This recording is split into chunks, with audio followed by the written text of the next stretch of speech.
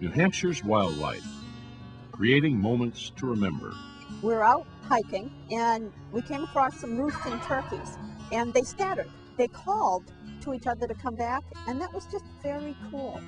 You know, you can't hear that everywhere.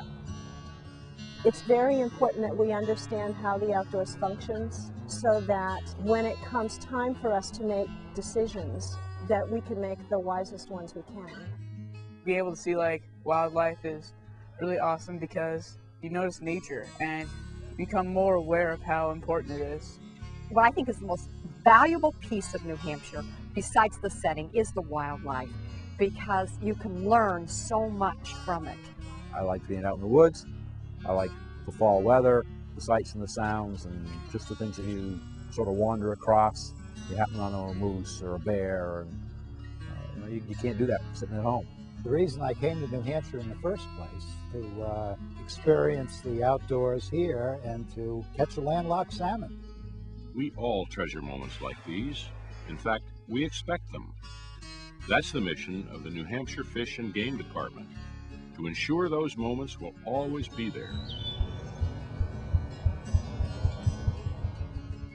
Over 70 years have passed since the New Hampshire Fisheries and Game Commission was reformed as the New Hampshire Fish and Game Department back in 1935. At that time, the new department faced many wildlife challenges, from widespread habitat loss to unregulated market hunting and river damming. Moose hunting had been banned back in 1901, with a scant number of moose remaining. Deer were scarce, numbering only about 30,000. Bear were found only in the North Country. Wild turkeys had disappeared. Wood duck were rare. Fish numbers were steadily declining in many waters. To address these challenges, the newly formed Fish and Game Department focused on the emerging field of fish and wildlife management that relied upon science-based management strategies. The department enforced fish and game laws and ran fish hatcheries.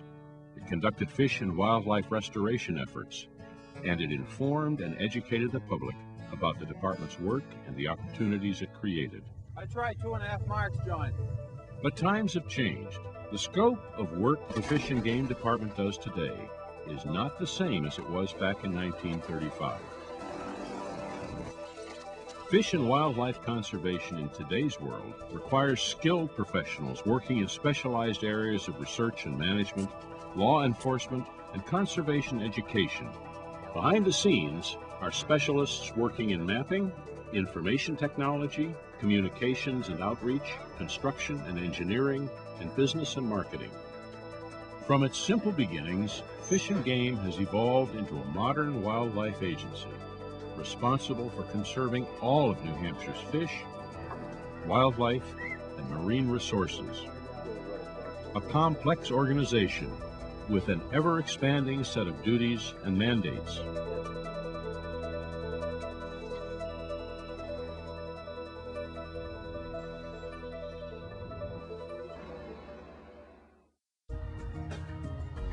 New Hampshire Fish and Game's work is done on behalf of all New Hampshire citizens, benefiting everyone who enjoys wildlife, wild places, clean water, and clean air. Fish and Game receives some private donations for its conservation efforts. However, most of this work continues to be funded by one group, hunters and anglers, through the sale of fishing and hunting licenses and excise taxes on their equipment. Fish and Game has relied on this self-funding formula since the days of World War I. But these traditional sources of funding cannot keep pace with the state's present-day challenges. To meet the challenges of the future, the department needs to expand its funding base so that all people who benefit from our wildlife resources also contribute toward their conservation and protection. New Hampshire is growing twice as fast as the rest of New England, triple the population of what it was in 1935. And that's not counting the millions of seasonal visitors who come here to enjoy the New Hampshire experience. In earlier times, Fish and Game's work was less complex and its responsibilities fewer. Today, Fish and Game must deal with broader environmental issues, from invasive species and water and airborne contaminants to threats like chronic wasting disease, avian flu, and Lyme disease. Fish and Game's mission today is the stewardship of all of the state's fish, wildlife, and marine resources. As part of that mission, the department is prepared to lead one of the most important conservation efforts in the state's history.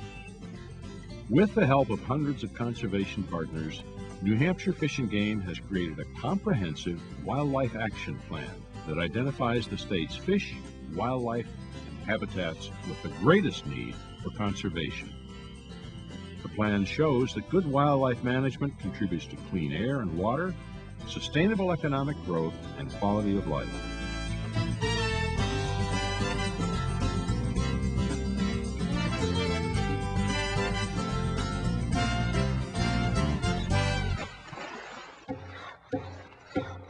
Back in the 18th and 19th centuries, forests were converted to fields.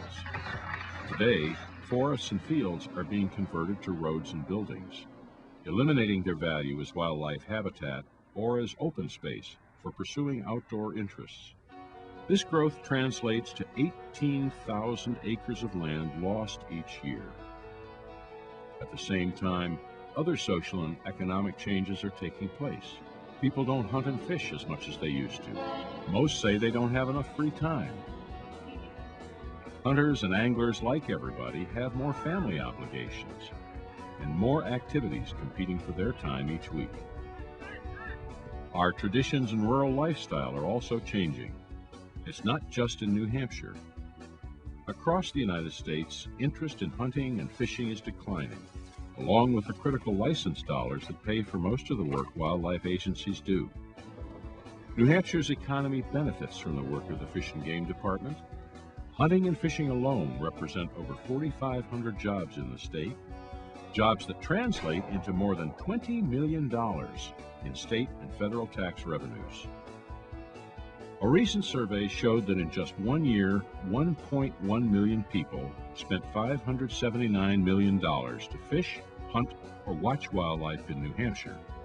2/3 of these dollars were spent by people described as wildlife watchers. It shows just how much people value New Hampshire's wildlife resources and great natural beauty. Wildlife and outdoor recreation is a strong market force, driving a large part of our economy. It's what makes New Hampshire what it is, a great place to live, work, and play.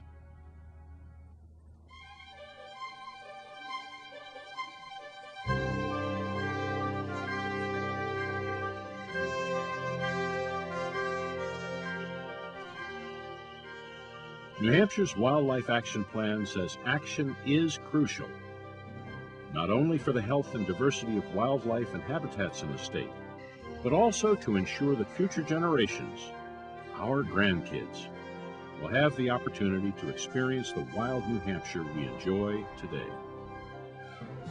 We are entering a new era of wildlife conservation. 100 years from now, citizens will look back to this day as a defining moment for New Hampshire's fish and wildlife resources.